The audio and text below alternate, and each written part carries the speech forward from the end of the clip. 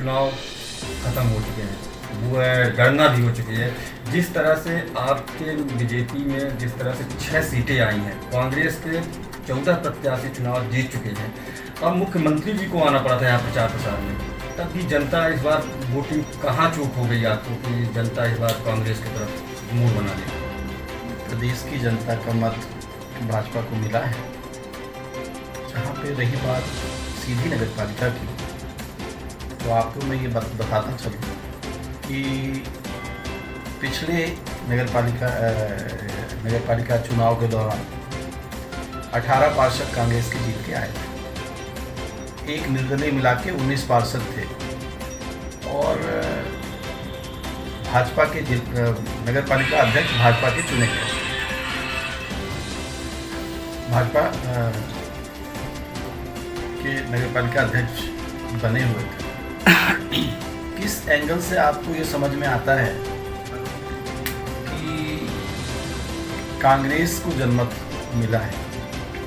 मैं इस बात को मानता हूँ कि प्रदेश की जनता ने इस बार शहर कांग्रेस में 18 की जगह 14 पार्षद आए। ऐसी कौन सी वजह है कि कांग्रेस के पार्षदों की संख्या घटी है? इसके पूर्व माननीय आनंद सिंह जी कांग्रेस जिला अध्यक्ष हुआ करते थे, उनके नेतृत्व में नगर पालिका का चुनाव हुआ था और 18 पार्षद जीत के आए। तो मैं तो ये मानता हूँ कि कांग्रेस माइनस रही है। ये जिस तरह से अगर हम पिछले कार्यकाल में देखें तो आपके पिताजी 21 साल की उम्र में कांग्रेस के नगर पालिका अध्यक्ष थे, लेकिन उनके ज़माने में कांग्रेस का गढ़ माना जाता था।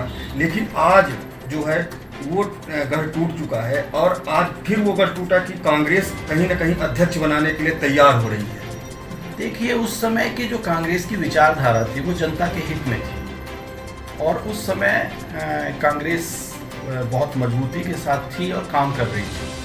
आज जो जनता का मोह भंग हुआ है कांग्रेस से, वो कहीं ना कहीं इसी बात पे भंग हुआ है कि वो आज जो रवैया है उसका, वो जनता के विकास का नहीं है, जनता के हित में नहीं है। तो इसी कारण ऐसा हुआ है। और रही बात प्रदेश में, हम आंकड़ों की बात करें तो 16 नगर निगम में से 9 नगर निगम हमारे पास हैं, 5 कांग्रेस के पास है। नगर पालिका का आंकड़ा की बात करें तो 76 में से 65 हमारे पास है, 65, और 11 कांग्रेस के पास है। 255 नगर परिषद में से 185 नगर परिषद भाजपा के पक्ष में है, जनमत मिला है, और 24 कांग्रेस के हैं। मैं सभी निर्वाचित पदों पे जो भी हमारे पार्षद और परिषद अध्यक्ष, नगर पंचायत, ये सभी जो भी मनोनीत हुए हैं उनको आपके चैनल के माध्यम से बधाई देता हूँ। जो जनमत मिला है उसे स्वीकार करें, लेकिन बहुमत तो भाजपा के साथ है। क्या लगता है कि आपको कि नगर पालिका में जो अध्यक्ष बैठेगा, क्या लगता है कांग्रेस तो अपने अध्यक्ष बनाने के लिए तैयारी में लग चुकी है, बीजेपी अभी भी खामोश बैठी हुई है? देखिए, इसका जवाब मैंने आपके पिछले प्रश्न में दे दिया है कि जब 18-19 पार्षद थे तब भी भाजपा की सरकार थी, नगर सरकार थी। आज तो 14 हैं। आपने कहाँ मान लिया कि हम खामोश बैठे हैं? कहीं ना कहीं आप भी तैयारी में लगे हैं कि हम। निश्चित रूप से। तो सबसे बड़ा सवाल ये होता है कि आप बीजेपी में आ गए, जो कि कांग्रेस में रहकर के आप प्रदेश की राजनीति करते थे, कई यात्राओं में आप शामिल हुए, कैसे आप कांग्रेस से बीजेपी में आ गए और आपकी पत्नी जो है वो अभी भी कांग्रेस में है? देखिए, पति हो जाने से विचारधाराएं हो सकती हैं। मेरी विचारधारा भाजपा के साथ है, इसलिए मैं भाजपा में समाहित हूँ। और हमारे यहाँ तो वैसे भी मताधिकार 18 साल के बाद आदमी जब एडल्ट हो जाता है तो वो स्वतंत्र रूप से होता है। उनकी विचारधारा कांग्रेस के साथ है, तो वो चूँकि पूर्व महासचिव भी रह चुकी हैं, तो वो अपना काम कांग्रेस के साथ कर रही हैं। नहीं तो आज के जितने राजनीतिक अगर देखा जाए तो आपके पूरे घर, अब उनके भाई भी जिला पंचायत अध्यक्ष रहे हैं, हम लोग भाजपा में हैं, तो हम विरोध करते हैं कांग्रेस का।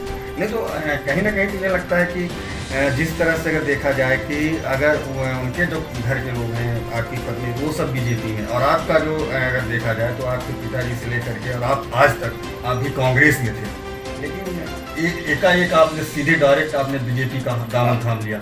अब राहुल गांधी, मेनका गांधी और संजय आपके वरुण गांधी की अगर आप बात करें तो वो तो एक ही परिवार है, विचारधारा है, एक भाजपा के साथ हैं और एक कांग्रेस के साथ हैं, तो वो तो विचारधारा की लड़ाई है।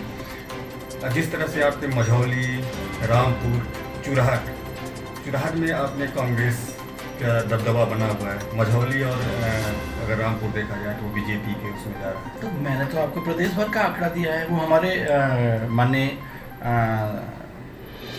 मुख्यमंत्री जी, हमारे वी.डी. शर्मा जी, संगठन अध्यक्ष प्रदेश के, और हमारे जनप्रतिनिधियों का माननीय कुंवर सिंह जी का, और माननीय शरद तिवारी जी का, माननीय हमारे सांसद रिद्धि पाठक जी का, माननीय केदारनाथ शुक्ला जी का, हमारे सभी स्थानीय विधायकों ने और हमारे सभी सम्मानित ऊर्जावान जो कार्यकर्ताओं ने अपनी ताकत झोंकी, हमारे संगठन में जो ताकत झोंकी, उसका नतीजा है। और हम तो आपको प्रदेश का आंकड़ा दे चुके हैं।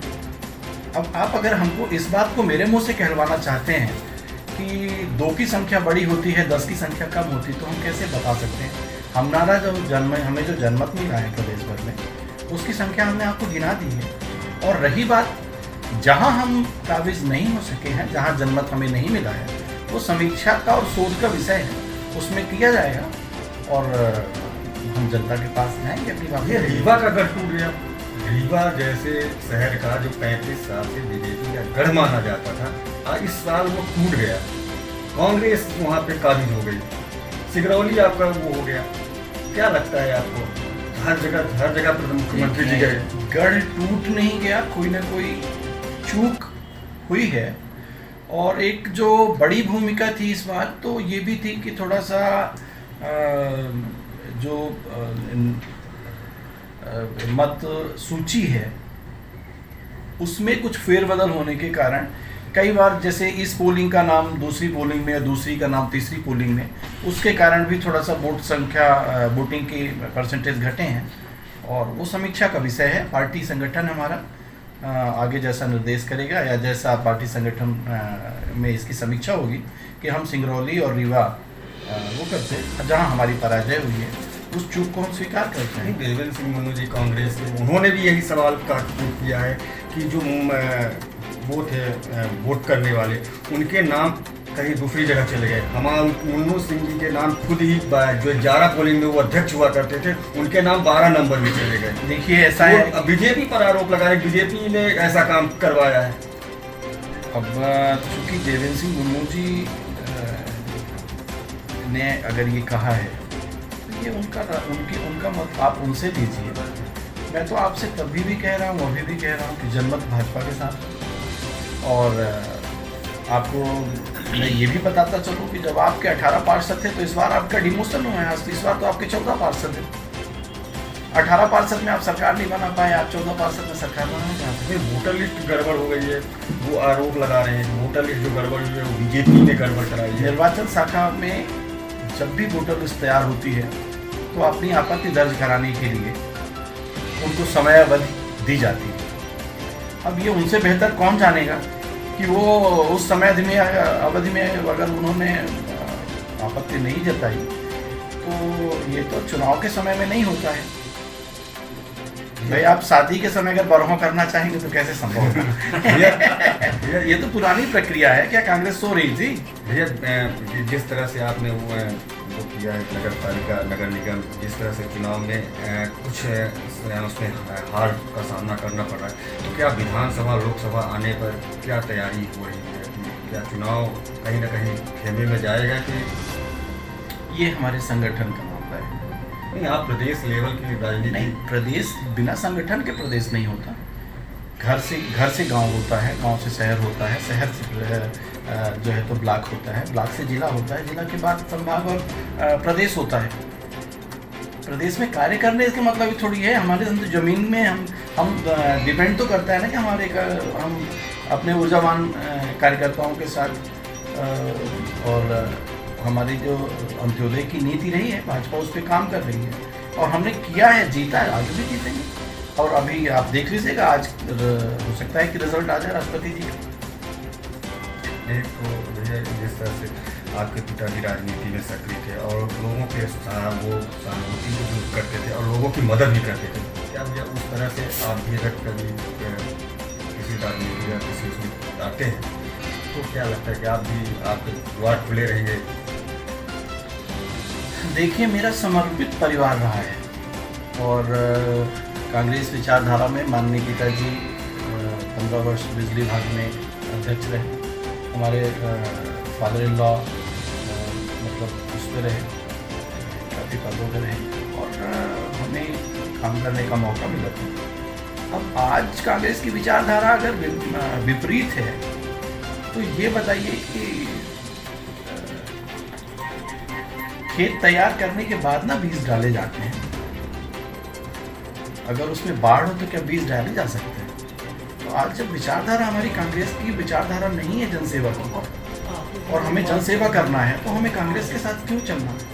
हम भाजपा के साथ हैं, भाजपा के उसमें जनसेवा करेंगे और भाजपा की जो भी नीतियां हैं उसके हिसाब से हम काम कर रहे हैं। नहीं तो जिस तरह से आपके पिताजी के ज़माने में लोगों के लिए द्वार खुले रहते थे, कोई बिना झिझक के बिना उसके आपके घर तक पहुंचा, अपनी समस्या बताता था, उनका निदान होता था, क्या वो निदान आपके रहते हुए उन लोगों का निदान हो सकता है? यथासंभव जितना संभव तब भी करते थे, आज भी कर रहे हैं और जितना हो सकेगा वो आगे भी करेंगे। तो जैसा कि आपने देखा कि हमारे साथ जो अभी नवनिर्वाचित भाजपा में उन्होंने ज्वाइन किया है और जिस तरह से बता रहे हैं कि नगर पालिका में पिछले वर्ष जो पिछले कार्यकाल थे उसमें 18 से 19 पार्षद कांग्रेस के आए, तब भी हमारे बीजेपी के अध्यक्ष बैठे थे और इस बार भी हम लोग लगे हैं क्योंकि अभी कह कांग्रेस के 14 आए हैं तो कहीं ना कहीं हम लोग भी तैयारी में लगे हैं कि हमारे ही अध्यक्ष बीजेपी के ही अध्यक्ष बैठेंगे। और ये भी बता दूँ कि जिस तरह से वो बता रहे हैं कि जिस तरह से हमारे पूज्य पिताजी सबके लिए उनके द्वार खुले रहते थे, उनके इस नीति और उनके इस जो अनुभव है वो हम गरीबों के लिए और चाहे जो भी व्यक्ति हमारे द्वार में आएगा उनके लिए हम हरदम अपने जो समस्याएं हैं उनकी समस्याओं का निदान हम करते रहेंगे। बने रहिए खबर पक्ष सीधी।